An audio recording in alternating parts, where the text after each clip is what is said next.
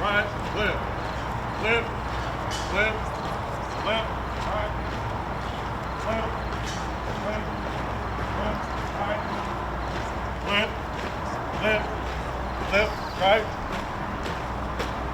go left, go left.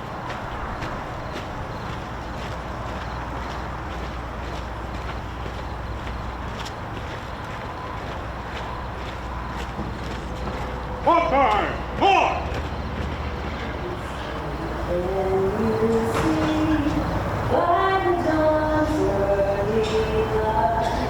What's so proudly we hail at the twilight's last gleaming, whose broad stripes and bright stars through the perilous fight o'er the ramparts we watch, were so gallantly streaming, and the rocket's red flag comes bursting down,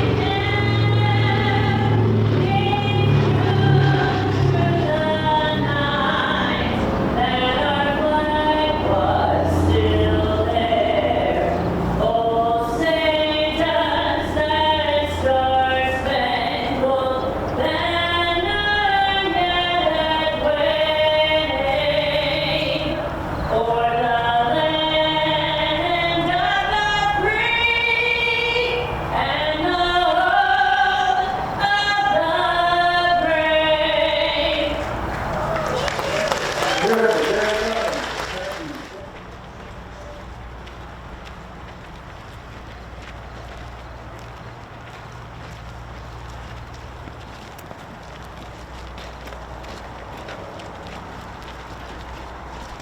Bonnie, thank you. Thank you all for allowing me the opportunity to speak today.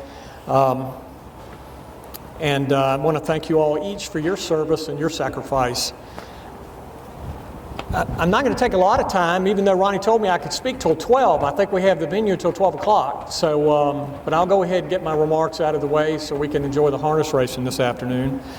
Anyway, what I did want to say, I knew when I was asked to come here today, I said, you know, that I could probably give some stories of when I served, but the stories that are from people here on stage with me, people up in the stands, I'm sure the stories that I have pale in comparison to some of the stories that those people have. So I got to thinking about my service, and I thought about what my military service meant to me.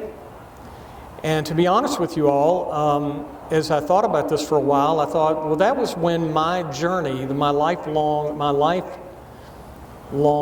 learning journey began. And I'll never forget the first day that this process started. It was when I got off the bus at Fort Benning, Georgia. And it was probably the most articulate way that I've ever gotten off of a bus before in my life. I went there for infantry school, by the way. I'm not going to sit here and go over what was said to us at the time, but it was one of the most efficient ways of emptying a bus that I've ever seen in my life.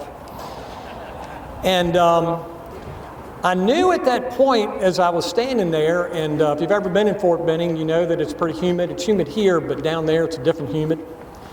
And as people were passing out around me and the various goings-on of the day were happening, I kept thinking to myself, you know, my recruiter never told me it was going to be like this.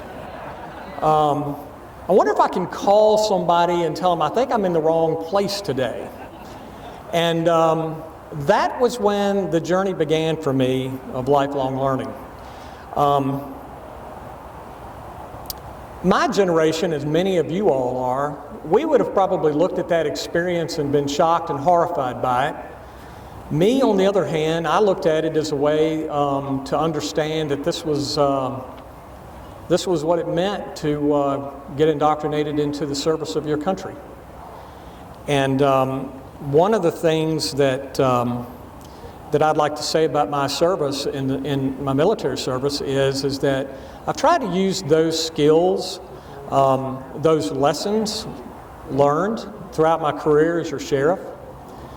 And as I go through my path as the sheriff of this county, I've noticed that the younger people, and I'm glad we have some younger people here today sitting up at the top, I've noticed that they have a different way of learning. They have a different template.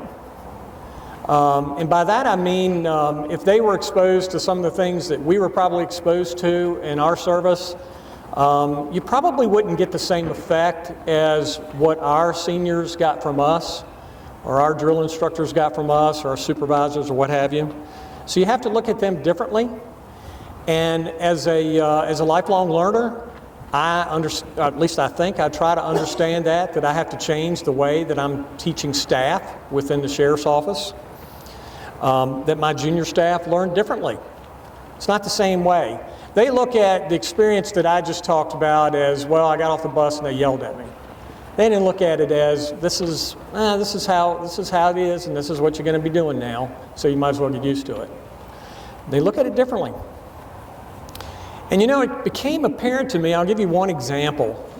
This became apparent to me. We had an incident about 2 years ago where some staff of mine went on a call, and we have these things now, they're body cameras, and we use those in training. And in this particular incident, I went through and senior staff went through and we looked at basically what transpired during the decision-making process of this event.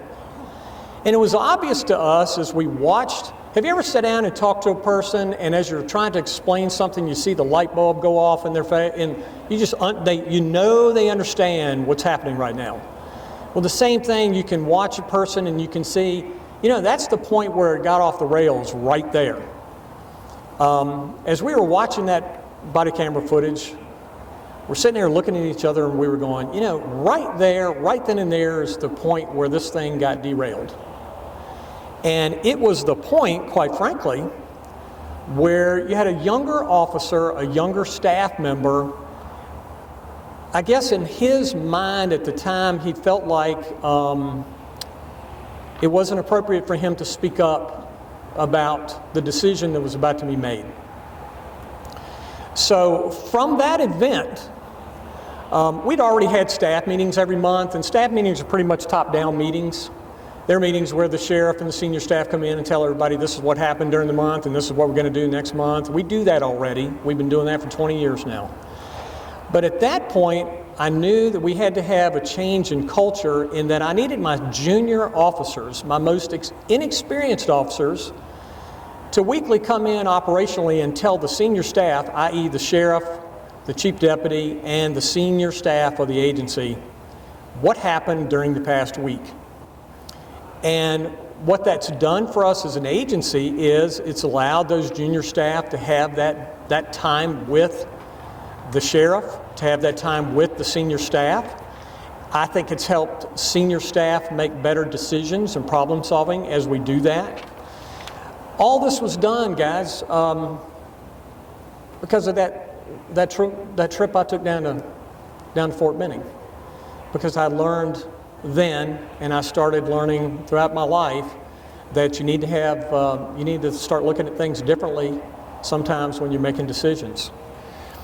So that was just one small thing that I wanted to say today. I have people from time to time walk up to me and tell me, they thank me for my service. But I got to tell you, honestly, truly, really, the pleasure is all mine. I want to thank you for your service. What my military service gave to me, what those leaders gave to me as I grew up and I matured, I can't put a price tag on that. It's invaluable to me.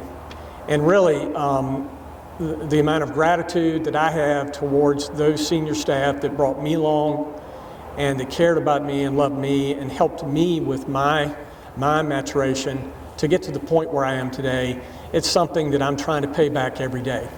So really, thank you all for your service and your sacrifice, and know one thing, that I and the rest of the Shenandoah County Sheriff's Office staff, we're so grateful and appreciative of the opportunity to serve you. and to serve our country, in my mind, the greatest country in the world, and quite frankly, the greatest county in the Commonwealth. So thank you so much. You all have a great day. Thank you.